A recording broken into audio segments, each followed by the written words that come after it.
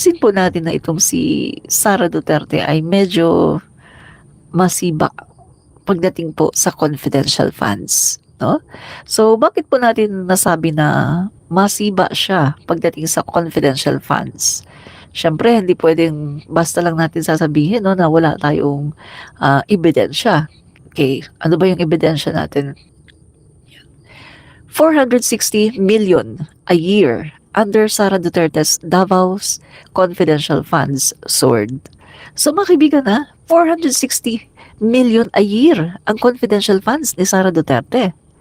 So, meron ditong breakdown mga kaibigan, no, ng confidential funds ni Sara Duterte at meron po ditong comparison, no? Comparison po ng iba-ibang mga confidential funds ng mga iba-ibang syudad ng Pilipinas. Jam Repal Ban, dami-daming kasalanan ng mga Duterte po. Daming nakulimbat na pera. Si Sara, hindi masiba po si Sara. Talaga pong matakaw sa comfy siya. O nga po no? Talagang matakaw, no? So, tingnan po natin na. Davao City's confidential funds, 2016 to 2022 po ito, no? So, kung makikita po nyo dito, yan, 2016, ito po, yung red, yan po yung kay Duterte, yung red, yung green naman kay Sara. So, yung kay Sara po, 144 million, no? Yan po ang pinaghatian nila. Pagdating po ni Sara, noong 2016, as mayor ng Davao, 144 million ang kanyang naabutan. Yan po ang confidential funds ni Duterte. Yung tatay niya. Pagdating naman ng 2017, si Sara na lang yon, no? So, ang confidential funds ay itinaas po niya.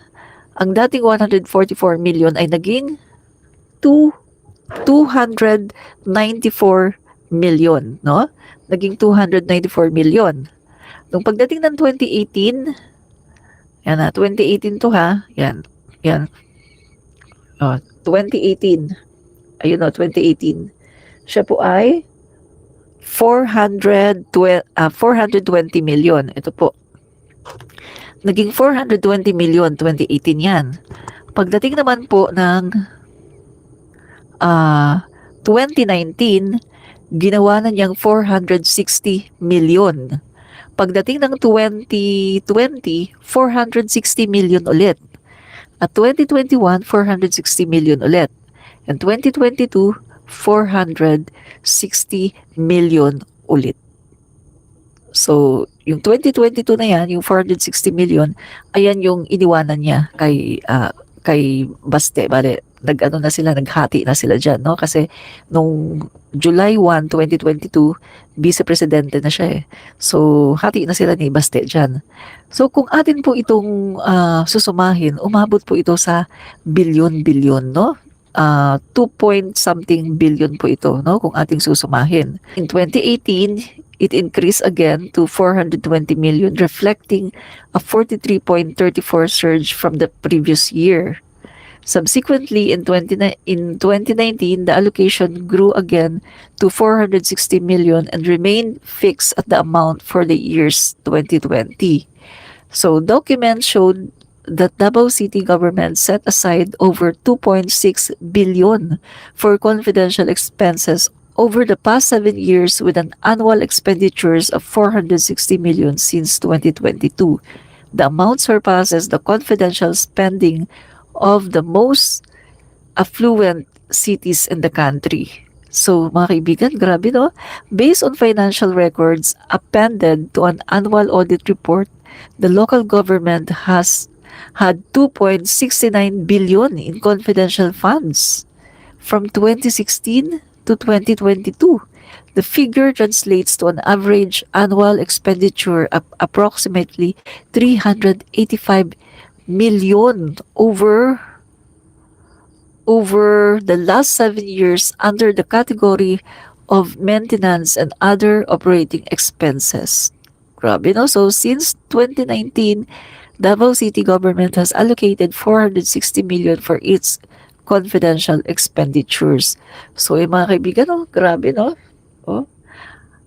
Bilyones, mga kaibigan, no?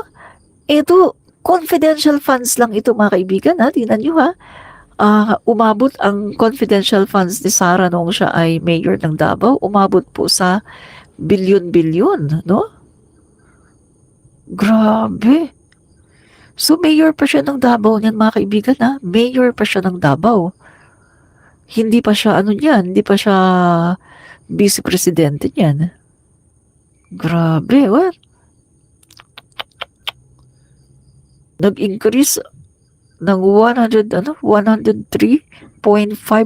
compared to the preceding years. Grabe. So, kung makikita natin, mga kaibigan, ano talaga siya, no? Yung medyo matakaw talaga siya sa confidential funds. Kung ating titingnan, ayan, oh, 2.6 billion for confidential expenses over the past 7 years, with an annual expenditures of 460 million since 2022. Grabe, mga kaibigan, kasi naging mayor siya 2016, eh, 'di ba? 2016 siya naging mayor kasi si Duterte naging presidente. So siya na yung naging mayor, si Sara. Tapos biruin mo, 2016, 2017, 2018, 2019, 2020, 2021, tapos yung kalahati ng 2022. So, kung titignan natin, mga kaibigan, ang dami na niyang, no wonder, kaya naman pala, hindi ma-explain yung kanyang SALN. Kaya naman pala, mga kaibigan, hindi ma-explain ang SALN niya. Kasi sa dami ng confidential funds na ito, na umabot ng bilyones, mga kaibigan, alam naman natin ang mga confidential funds, di ba? Lalong-lalo na nung ang tatay niya ang naging Pangulo ng Pilipinas. Wala namang ano yun, wala talagang audit. Wala talaga. So, hindi mo talaga malalaman kung saan talaga nila pinunta yung pera. Para ngayon lang naman nagiging stricto, sa panahon lang naman ni PBBM, naging stricto na kapag may nakikita na something wrong, no, sa confidential funds, saka lang naman, ngayon lang naman na kumbaga, ngayon lang talaga na iimbestigahan yung mga confidential funds. Pero sa panahon ng tatay niya, talagang wala. So, nasaan itong 2.6 billion na confidential funds na ito? Nasaan ito nakalagay, no? Ayun, 2.6 billion for confidential expenses. So, nasaan ito nakalagay? Ngayon, sa panahon ni PBBM, di ba, nakita? So, inimbestigahan, nagkaroon ng mga hearing sa Congress, tapos, wala silang maiprovide. Mga acknowledgement receipts nila, mga kaibigan. Merong mga Mary Grace Piatos, merong mga Kokoy Villamin, meron pang mga Nova, may mga tempura. So, kita nyo, gumagawa na lang ng acknowledgement receipts na peke, na wala naman. Nung chinek doon sa PSA kung talagang merong tao na ang pangalan ay Mary Grace Piatos, wala. Grabe, mga kaibigan, no? Grabe. Bago natin ituloy itong confidential funds na to, basta lang natin, mga kaibigan, kasi merong sinasabi yung dating COA commissioner tungkol dito sa confidential funds ni Sara Duterte, no? Tingnan lang natin kasi yung sinasabi kasi ni Sara, confidential kaya daw hindi daw pwedeng ipaalam kasi confidential daw. So, tingnan natin, So, ang sabi po ni Heidi, Confi funds rules require Sara to list names of informants. Anong sabi dito? Confi funds, yung confidential funds daw, ang rules ay nagre-require kay Sara Duterte na maglista ng mga pangalan ng mga informants. Tingnan natin yung sinasabi dito ni Heidi. Okay. Independent senatorial candidate, former state auditor Heidi Mendoza, yesterday said Vice President Sara Duterte is obliged. Ano ba yung oblige? Obligado. Obligado siya, si Sara Duterte. Obligado siya, no? Obliged by government rules to disclose both to Congress and the Commission on Audit who were the confidential informants of her office. Uh, so, mali yung sinasabi ni Sarah na hindi daw niya pwedeng i-disclose kung sino daw yung mga pangalan ng mga nasa confidential funds kasi daw confidential. So mali yung sinasabi ni Sarah. Ang nagsasabi nito mismo ay si Heidi Mendoza na isang COA commissioner, mga kaibigan. Ang sabi niya, Vice President Sara Duterte is obliged by government rules to disclose both to Congress and the Commission on Audit who were the confidential informants of her office. O, malinaw, di ba? So, dapat niyang i-disclose sa House of the Representatives na nagtatanong sa kanya at saka sa COA. O, di ba? O, ang nagsabi na mismo, COA Commissioner Heidi Mendoza.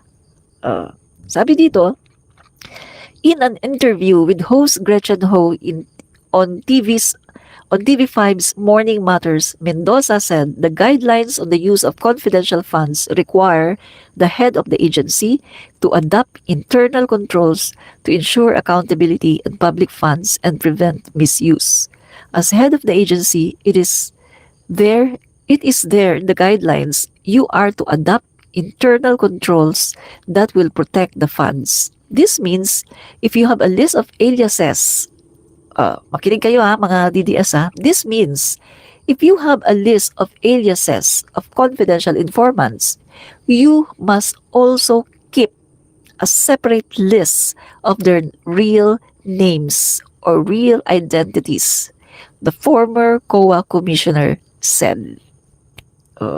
Ayan yung sinasabi ni COA Commissioner Heidi Mendoza na hindi pwedeng ikatwiran ni Sara Duterte na confidentially, hindi pwedeng sabihin kasi confidential.